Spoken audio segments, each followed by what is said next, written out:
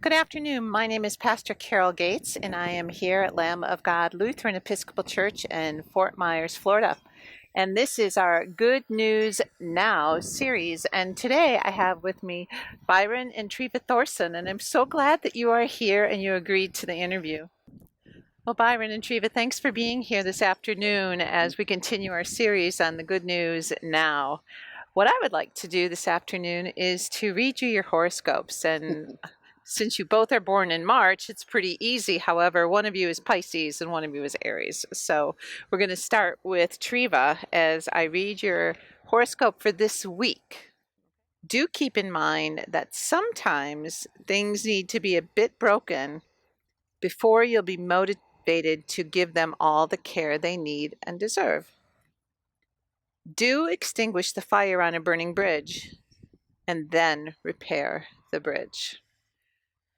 So when it comes to tension, have you ever found yourself not literally beating your head against the wall, but just so absolutely tense and frustrated you didn't know where you were going? And how would you have handled it? Or how do you handle that kind of stress, tension? Well, you're asking me at a much better time in my life than maybe sometimes earlier. I might have gotten into that situation earlier in my life, but right now I would say stop, take a deep breath, and then take another one. Okay. And take as many as it needs to get rid of those feelings. I love breath. I really have a thing about breath being a spiritual thing. Mm-hmm. It's you take in what you need, you exhale what you can give. That kind of learning, which is pretty deep, actually, and it's wonderful. It's wonderful to hear. Not you when I say this, but how does one get to that point in their life? How did you get to that point where you found the breath and the ability to let it out? And how can the rest of us do it? Oh, Can you share? I don't think it's any grand scheme. Age has a lot to do with it. Reading has a lot to do with it. Mm-hmm. I do have to say that I appreciate so much what I have learned and absorbed in the Seekers Book Club, because we did a whole study on Buddhism, and breath is part of their way of connecting with God, Mm-hmm. and so other. It is all work together. I've absorbed some wonderful stuff in that book club, and we've done some deep reading. Yeah, we have. Wow. So Byron, we're talking in Aries here, and as I said, we've got something in common because I'm also an Aries. I'm happy to tell you this story, Aries, because it's a good lead to my counsel for you. I suspect that one of your long wrestles with reality will yield at least a partial victory in the coming weeks. And it will be completely real, as opposed to Elwood's Harvey. Congratulations. So I got a week to wait. Right. I'll call back. Yeah. Let you know how things work out. I never saw the movie, did you? Yes, Yeah. we've seen it. Yeah, I think I did. But, well, I know I read about it, and I remember. Oh, I remember seeing it. Well, there was.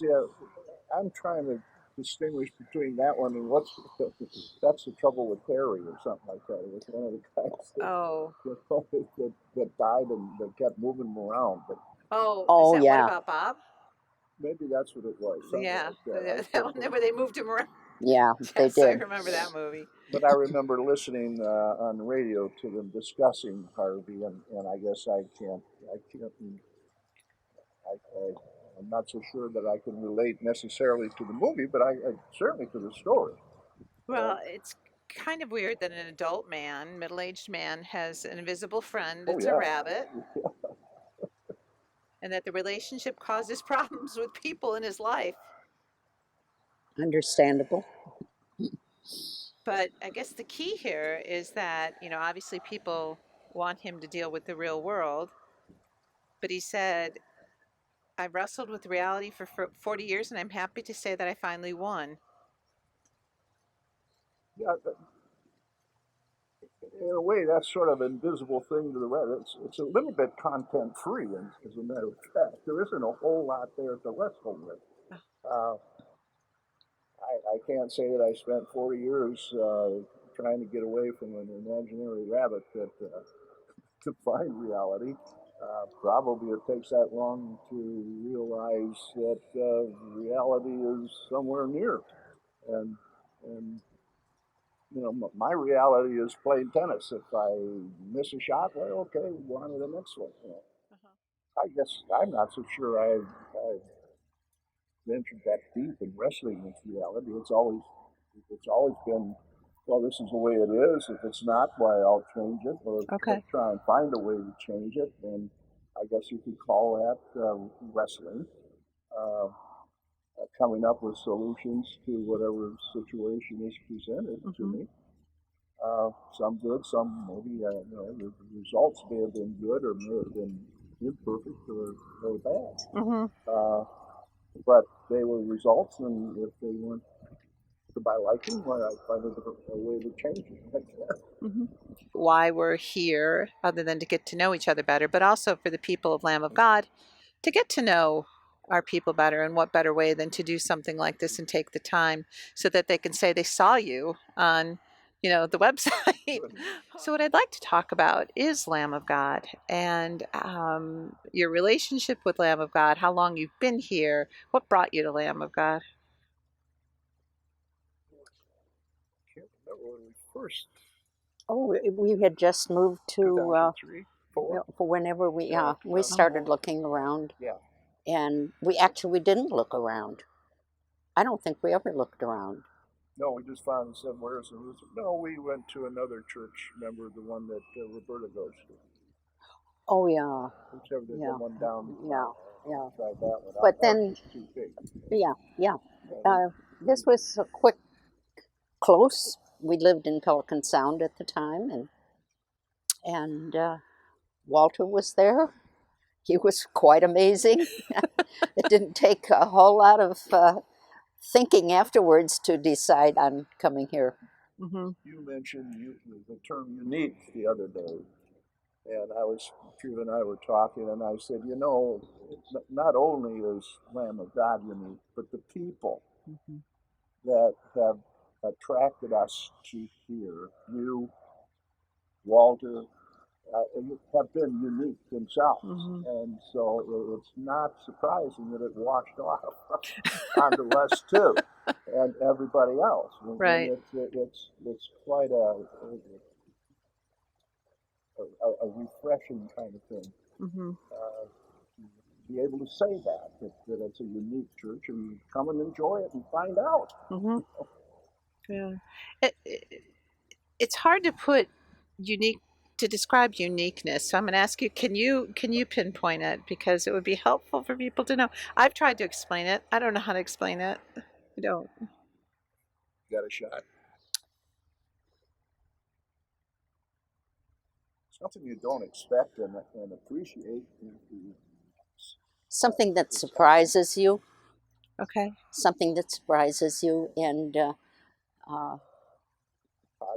it's not. Yeah, it's not what you expect all the time. There are new things happening. There's that about it.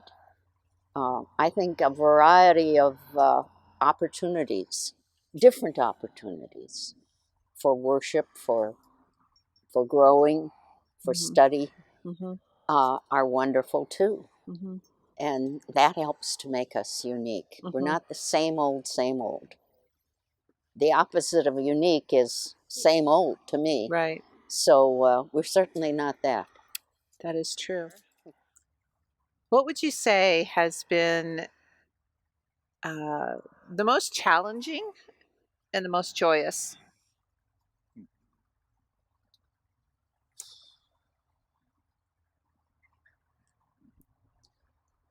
Boy, I know I put you on the this I spot. don't really. Um,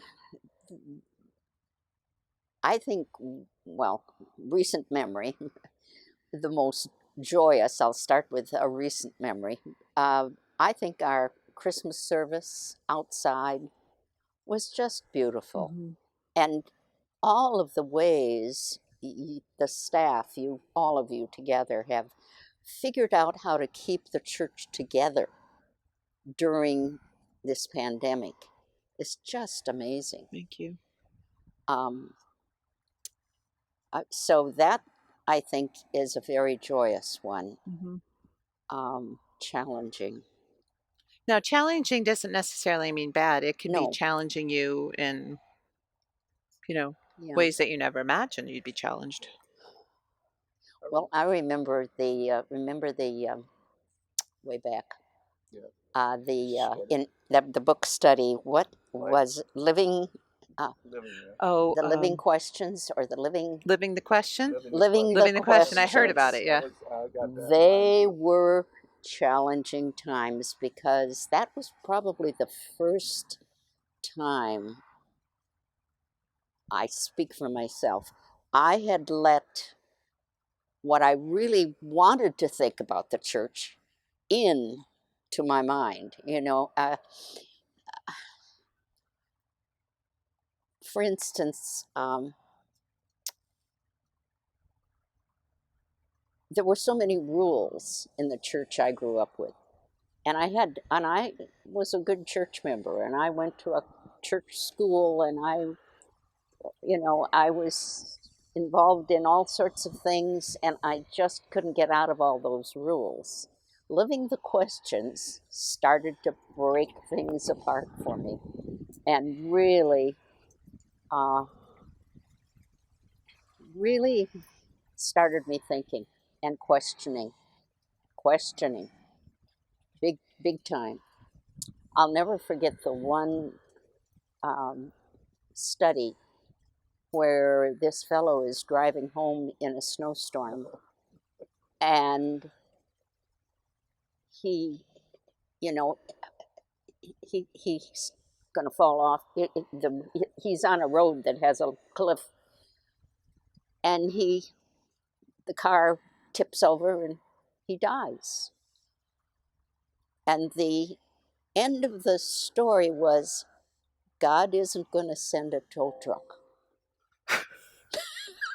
God isn't going to send a tow truck, but he'll be there with you as you take your last breath. Boy, I spent months on that. I was angry.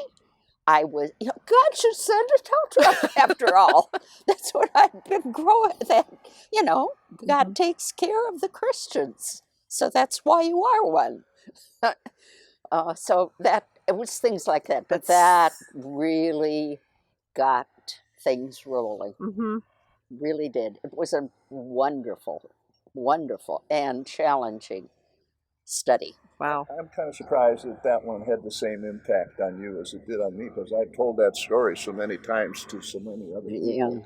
Yeah. And I remember it a little bit differently, but I thought when I first heard that God won't send, if you're stuck in a snowstorm, God, don't depend on God to send you a snowplow. And I thought, now that's my kind of God. That won't send it? Won't send a snowplow. Don't depend on God to send you a snowplow, because that's not his job. But you And wanted you the can't plow. depend on that. Well, And I just said, that is for me. I can relate to that, because I depend on God for a lot of different things, but I can't depend on Him solving all the things that I depend on Him to solve. So anyway, and like she said, we are, well, I'm an Illinois person, and Illinois has Luther League and has all memories of thou shalt nots, and this is what you're supposed to do. Mm-hmm. And anyway, so I went through all that, did the whole business. And anyway, so that was both the challenge and the joy. The challenge of living the question. Uh-huh. And that was the joyous part of my life, too. I think there is that part here at the church. The other part is just being around the people, too. Yeah. As we go into the future here at Lamb of God, what are your hopes for Lamb of God as you move forward in ministry? Well, I hope we find one just like you. Well, thank you. Or Thank at you. least, one that's got a good sense of humor. It's Feet most on the ground, important. and it's practical. And maybe has the answer to the snowplow. You have the answer to the snowplow. Yes. You most definitely do. You both do. I think my hope for Lamb of God is that we continue to reach out to people.